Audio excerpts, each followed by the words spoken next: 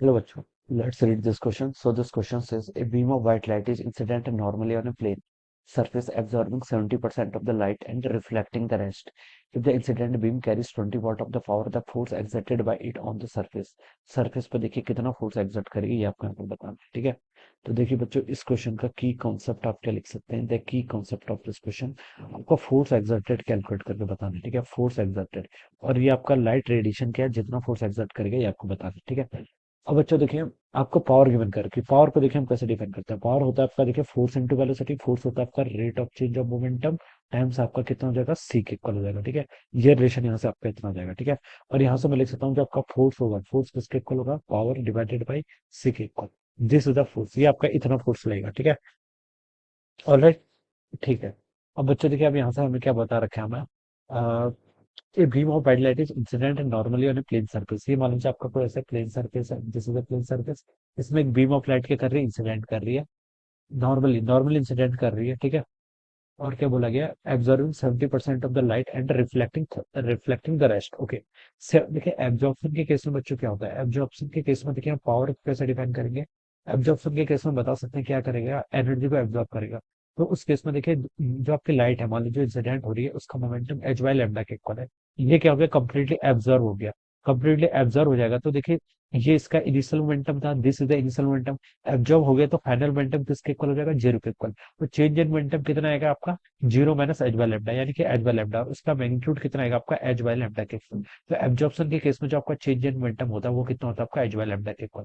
लेकिन अगर मैं रिफ्लेक्शन की बात करूं, ठीक है, in case of the reflection, reflection के केस में देखिए ये कंडीशन तभी ट्रू है जब आपका नॉर्मल इंसिडेंट होगा, ठीक है। दूसरा होगा तो फिर हमें एंगल भी कंसिडर करना पड़ेगा, ठीक है। रिफ्लेक्शन के केस में देखिए इनिशियल मोमेंटम तो एच बाय लेमडा था, अब लाइट आपकी रिफ्लेक्ट भी कर गई, ठीक है। तो जो इस केस में आपका फाइनल मोमेंटम हो जाएगा वो कितना हो जाएगा, minus H by lambda. Momentum vector quantity है तो डायरेक्शन का ध्यान रखना है। नीचे आने को प्लस लिया है तो ऊपर आने को क्या लूंगा, माइनस लूंगा, ठीक है। तो चेंज कितना आएगा, final minus initial, minus two H by lambda के इक्वल, ठीक है। और सिर्फ मैग्नीट्यूड की बात करें तो टू एच बाय लेमडा के इक्वल जाएगा, ठीक है। तो इस बार जो चेंज इन मोमेंटम आया है रिफ्लेक्शन के केस में वो टू टाइम्स आ गया, कितना आ गया आपका, टू टाइम्स आ गया, ठीक है। तो इस चीज का आपको क्या करना पड़ता है, आपको ध्यान रखना पड़ेगा। रिफ्लेक्शन के केस में change in momentum two times होगा, एब्जॉर्प्शन के केस में क्या होगा आपका, सिंगल टाइम हो जाएगा, ठीक है। और उसके करस्पॉन्डिंग फोर्स यहाँ आएगा, ठीक है। और फोर्स किसके इक्वल है, देखिए आपका पावर बाई सी के इक्वल, ठीक है। और पावर तो देखिए आपका चेंज इन मोमेंटम पे क्या कर रही है, डिपेंड कर रही है, ठीक है। हमें यहाँ पर टोटल फोर्स एक्सर्ट करके बताना है, ठीक है। तो बच्चों देखिए टोटल फोर्स अगर मुझे यहाँ पर कैलकुलेट करना है तो टोटल फोर्स देखिए मैं कैसे कैलकुलेट करूंगा।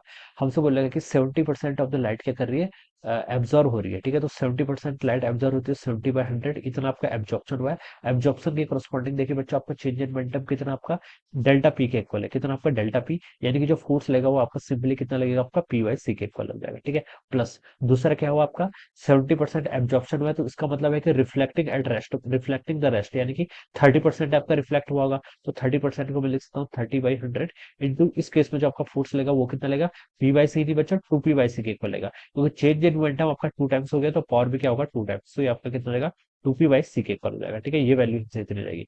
अब बच्चों देखिए अगर हम इसको यहाँ पर से सॉल्व करें, ठीक है, तो 7/10 ये आपका 0.7 पी सी हो जाएगा, ठीक है। ये वाली टर्म से 0.7 पी बाई सी के इक्वल, प्लस यहाँ से कितना आएगा आपका 0.3 इंटू टू कितना होता है, 6, और 6/10 यानी कि 0.6 पी बाई सिक्स के इक्वल आ जाएगा, ठीक है। और इन दोनों को ऐड करके तो 1.3 पी बाई सी के इक्वल आ जाएगा। ये आपका टोटल फोर्स लग जाएगा, ठीक है।